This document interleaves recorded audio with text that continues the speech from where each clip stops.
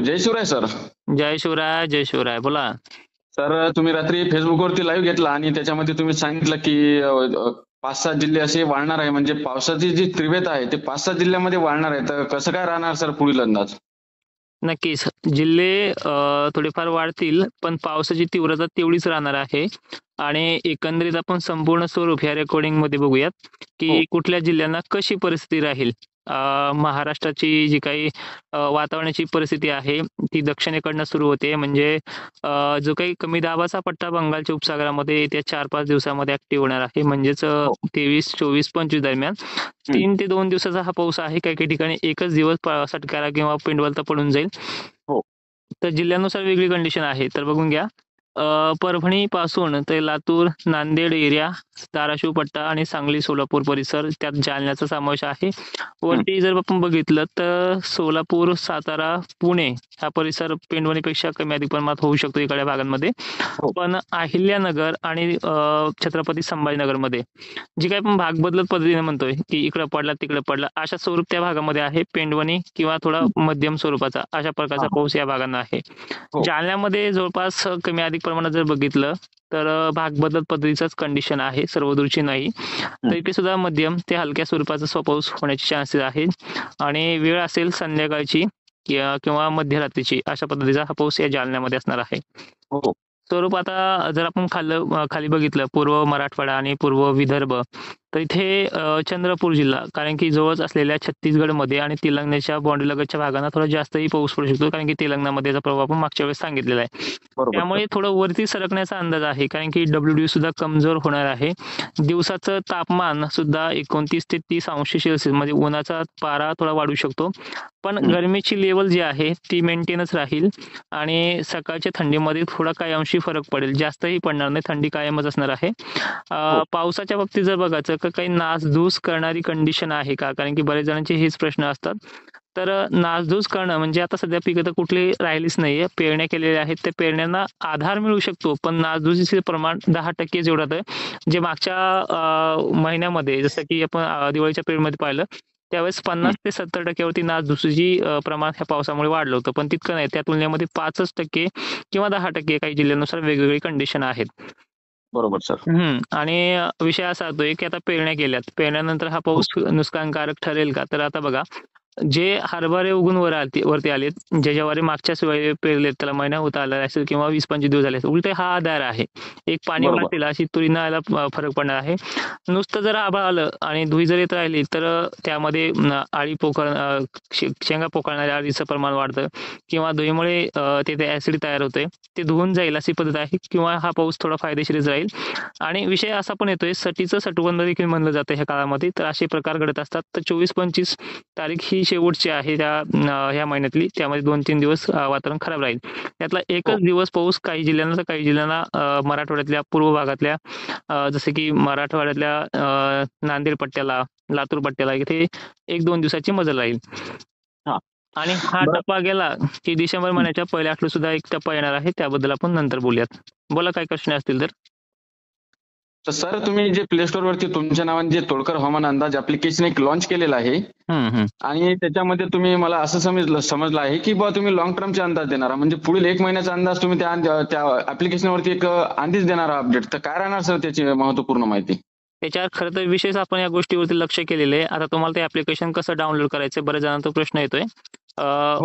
तर ऍप्लिकेशनवर डाउनलोड करण्यासाठी आपण फेसबुक, युट्यूब, प्ले स्टोर वरती आपलं तोडकर हवामान अंदाज हे सुटसुटीत अक्षर 3 अक्षर टाकायचे, आणि तिथे इंग्रजीमध्ये टाकल्याच्या नंतर ते सर्च करायचे.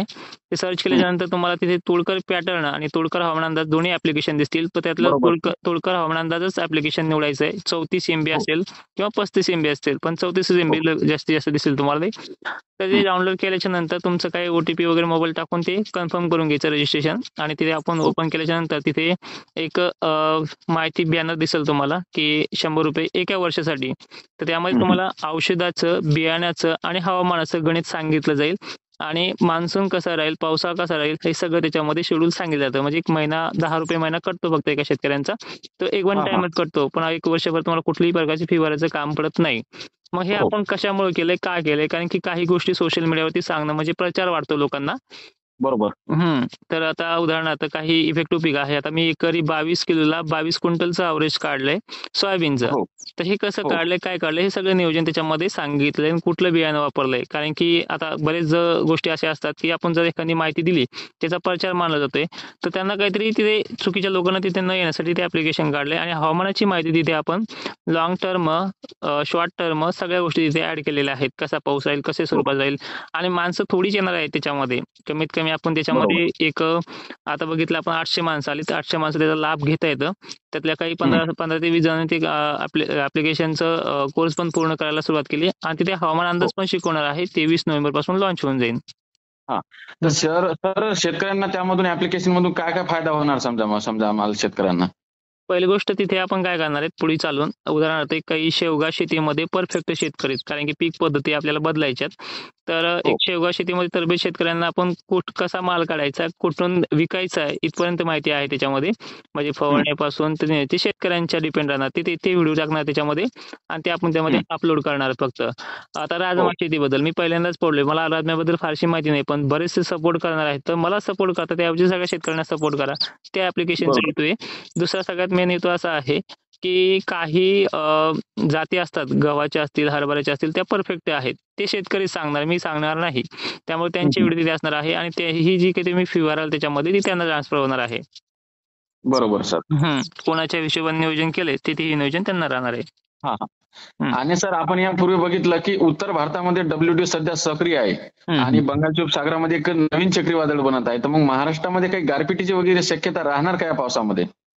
सध्या तरी गारपिटी संदर्भात तटस्थ भूमिका आहे माझी, कारण की तशा पद्धतीचं वातावरण तर हे तरी दिसत नाहीये. आणि गारपिटीचे रडार जे असतात ते पूर्णपणे आता जर सांगितलं तर ते हवेत गोळ्या मारल्यासारखं असतात. मी बऱ्याच जणांचं तोंडून ऐकलं सुद्धा की मोठा पाऊस येणारे, अमुक होणारे, वाहुणी होणारे. 12 महिने ते चाललेलं होतं आणि एकंदरीत ते चालत सुद्धा असतं. पण एकंदरीत ह्या गोष्टीची एवढा विचारपूर्वक विचार करावा लागतो की हे घडणार आहे का, कारण की शेतकरी आधीच त्या मागच्या पावसाने घाबरलेला आहे आणि त्यात ह्या गोष्टी चांगल्या आहे. आता नोव्हेंबर महिन्यामध्ये मी पाऊस खूप कमी सांगितलेला होता, पण थोडाफार वाढला, तर ती अपडेट 5-6 दिवस अगोदर दिली तर शेतकऱ्यांना चालते. पण एक महिन्यापासूनच त्या पावसाबद्दल आणखीन बोलत राहिलं, आणखीन सांगत राहिलं, तर ही सोशल मीडियावरती एक अफवा पसरल्यासारखं होतंय. त्यामुळे गारपिटी संदर्भात मॉडेलनुसार कुठलाही हिरवा कंदील दाखवलेला नाहीये. तो दाखवला की तुम्हाला त्याबद्दल व्यक्त केलं जाईल. आणि विशेषतः गारपिटीबाबत कमीत कमी आपल्याला फेब्रुवारी महिन्यात किंवा जानेवारी एंडिंगला ही सिस्टम दिसत आहेत. आणि पाऊस का बनतोय, हा पाऊस का येतोय, हे दरवर्षी आपण जर पाहिलं, रेकॉर्ड चेक केला ना, तर 2023 ला सुद्धा ह्या 26 तारखेला पाऊस मोठा आला होता, पण तो WTO कडनं आला होता. 2024 ला जर आपण पाहिलं तर मध्यम स्वरूपाचा आला होता, तो कमी होता किंवा नसल्यास जमा होता. आणि आता जो येतोय ना, तो सुद्धा मध्यम स्वरूपात येतोय आणि पूर्वेकडनं येतोय. त्यामुळे याचे जे पडसाद असतील हे मध्यम किंवा जास्त या दोन्हीपैकी एक असणार आहे, पण जिल्हे मात्र खूप कमी आहेत. गारपिटीची शक्यता याच्यामध्ये फार कमी दिसते, कारण की टेम्परेचर त्या पद्धतीनं नाहीये. आणि दुसरी महत्वाची गोष्ट अशी आहे की याबद्दल तुम्हाला कळवलं देखील जाईल ऍप्लिकेशन मध्ये. बरोबर आहे सर. तर ओके धन्यवाद सर, तुम्ही शेतकऱ्यांनी एक महत्वपूर्ण आणि डिटेल मध्ये माहिती दिल्याबद्दल. नक्की, धन्यवाद.